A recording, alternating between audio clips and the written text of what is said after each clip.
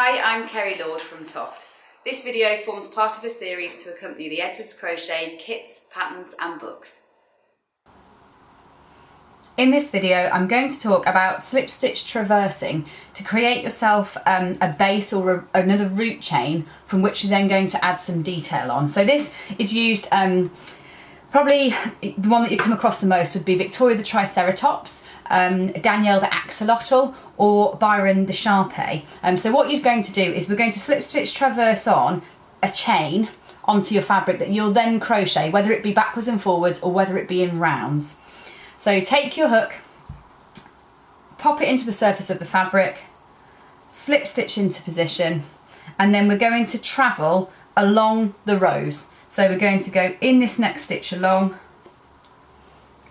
and slip stitch in, then into this next one along and slip stitch in, into this next one along and slip stitch in, and use your rows as the guide. So use your rows to show you where you are. Now I'm doing it in a contrast colour because it is going to be a lot easier for you to see what I'm doing. Normally you'll be working it in the same colour as the base fabric, so this secondary line you won't see. It'll be far neater than that because you're not going to see a secondary line when you're working in the same colour. So come along and slip stitch that in, next one along, and what you've done is you've created a base of chain stitches from which you can now crochet. So with some patterns you might be going all the way around and creating a new round, but with most of them you'll actually be turning. So say now what we'd be doing would be chain stitching a stitch and then double crocheting back down this chain. So we'd be going in here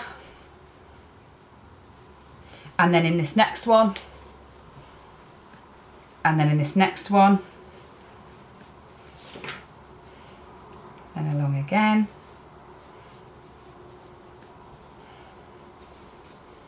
And what you're able to do is really securely attach a piece onto the animal. The alternative would be, if you didn't like doing this slip stitch traverse, you could do it by chaining the number of slip stitch traverse stitches that the pattern calls for and then working the piece separately, but you would have to sew it on afterwards. The lovely advantage of this is it's so firmly attached to the fabric it's never going to come off, and there's no chance of it falling off at all. So say you'd be chaining at the end and then you'd work back down that the other way around.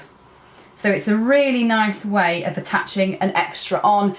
With Danielle's tail, it's lovely because it's how you're adding the kind of the frill onto the axolotl's tail. With Victoria, it gives you a lovely firm start to put her frill onto her head. And with Byron, what you're doing is increases into this, and that's what creates those lovely folds onto the surface of his fabric.